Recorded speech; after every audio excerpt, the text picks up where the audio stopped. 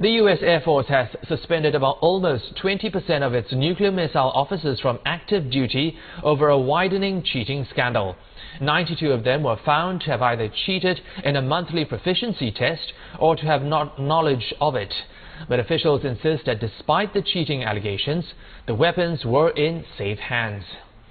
The cheating was discovered during a criminal investigation into illegal drug possession among missile launch officers. Investigators found answers to a monthly proficiency test on the mobile phone of one of the officers. He had reportedly sent the answers to his crew members. The U.S. Air Force Secretary says the cheating problem is part of a broader systemic problem among launch officers related to morale. A very terrible irony in this whole situation is that these missileers didn't cheat to pass. They cheated because they felt driven to get 100%. Getting 90% or 95% was considered a failure in their eyes. Defense Secretary Chuck Hagel ordered a high-level review of the U.S. nuclear forces last week. He says he is concerned about morale and discipline among nuclear officers. Our U.S. correspondent Lorna Shattuck has more.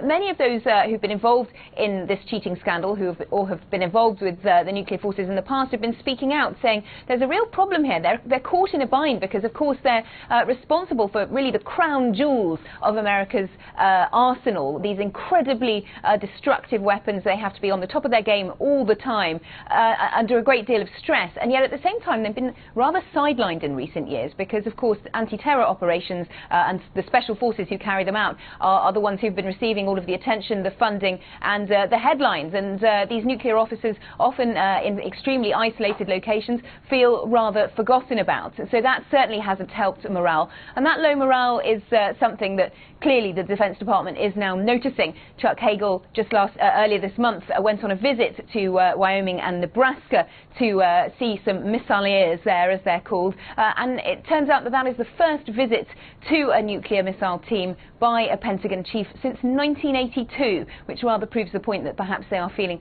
a little bit sidelined. But this review certainly seems to not be coming a moment too soon. There are certain incidents that have taken place recently which Air Force, nuclear force personnel are putting down to low morale, including one officer being caught in Moscow in drunken antics.